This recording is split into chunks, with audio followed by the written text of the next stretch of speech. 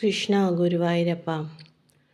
തൊഴിൽ തടസ്സം മാറാനും നല്ല തൊഴിൽ വന്നു ചേരാനും ആയി വായിക്കേണ്ട ഒരു കഥയാണ്.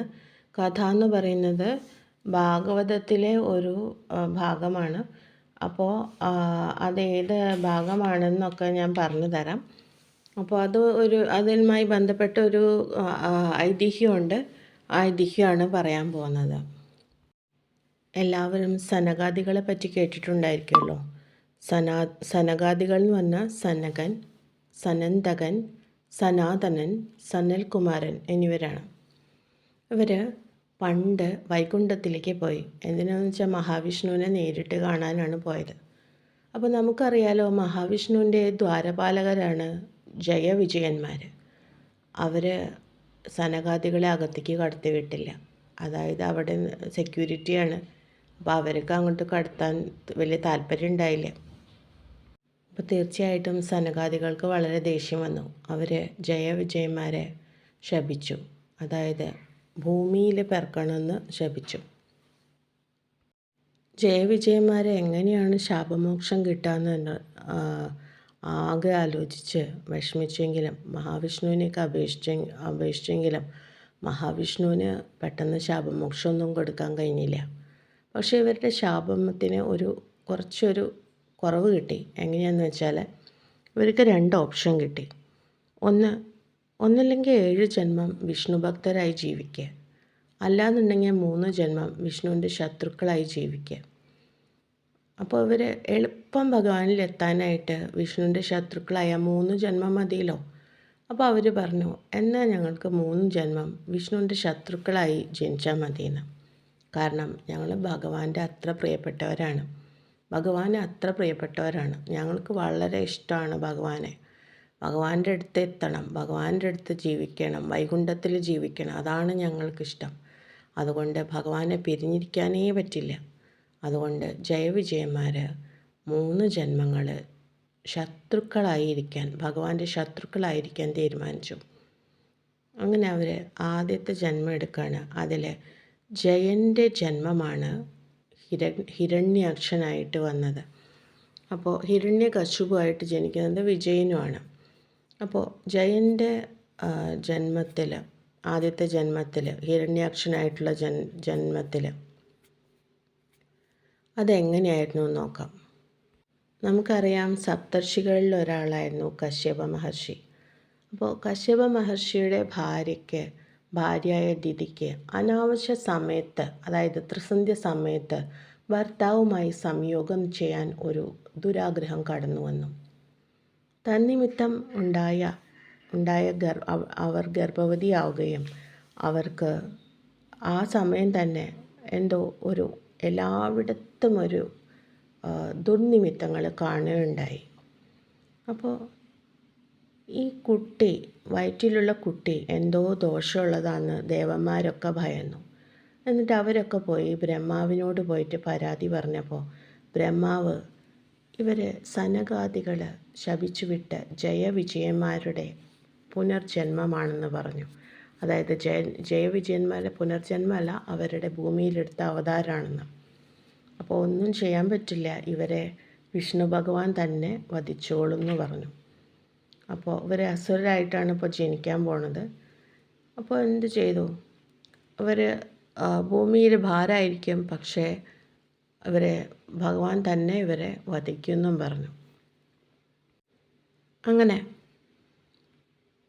ഇവർ ജന്മമെടുത്തു.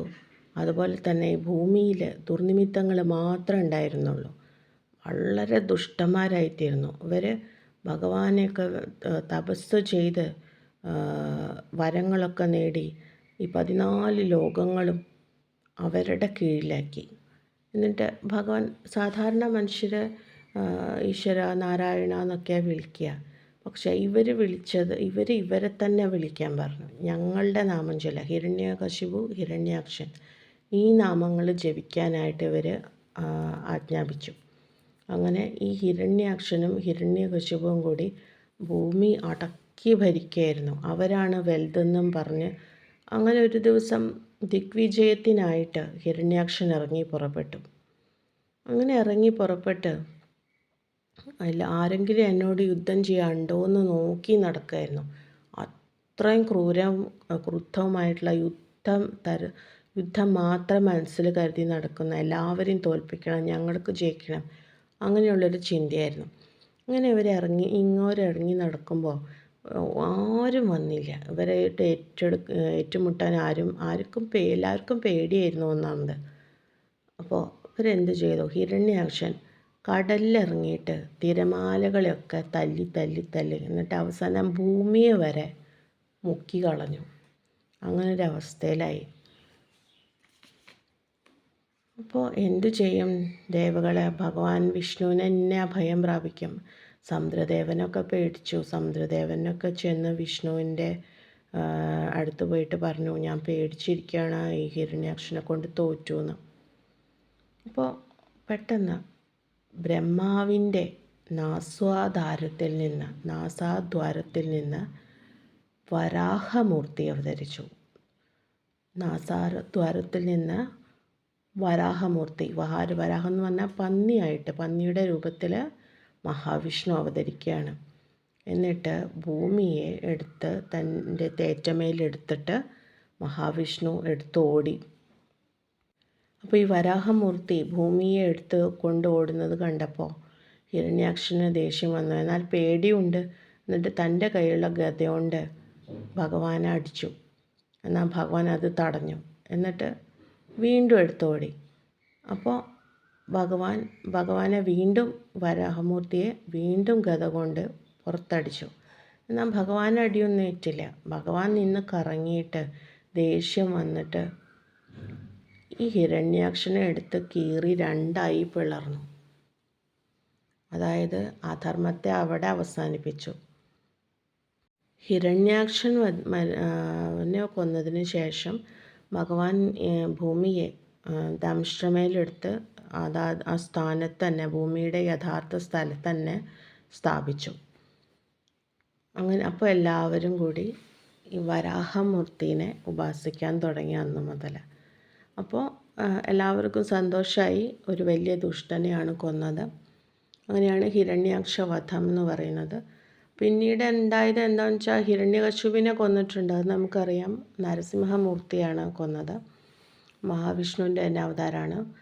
പിന്നെ ഇവരെന്നെ ത്രേതായുഗത്തിൽ രാവണനും കുംഭകർണനായിട്ട് ജനിക്കുന്നുണ്ട്. ദ്വാപരയുഗത്തിൽ ശിശുപാലനും ദന്തവക്രനുമായിട്ട് ഇവർ ജന്മമെടുക്കുന്നുണ്ട്. ജയവിജയന്മാർ.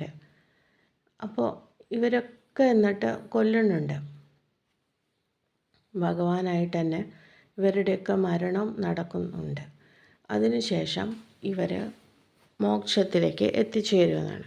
അപ്പോൾ നമ്മൾ ഇവിടെ വായിക്കേണ്ട അധ്യായം, അതായത് തൊഴിൽ തടസ്സത്തിന് വായിക്കേണ്ട അധ്യായം എന്ന് പറയുന്നത് ഹിരണ്യാക്ഷനെ വധിച്ചത്, വരാഹമൂർത്തി അവതാരം എടുത്തിട്ട് ഹിരണ്യാക്ഷനെ വധിച്ചതും പിന്നെ ഭൂമി വീണ്ടും യഥാസ്ഥാനത്ത് പുനഃസ്ഥാപിക്കുകയും ചെയ്ത ആ ഒരു ഭാഗമാണ് നമ്മൾ വായിക്കേണ്ടത്.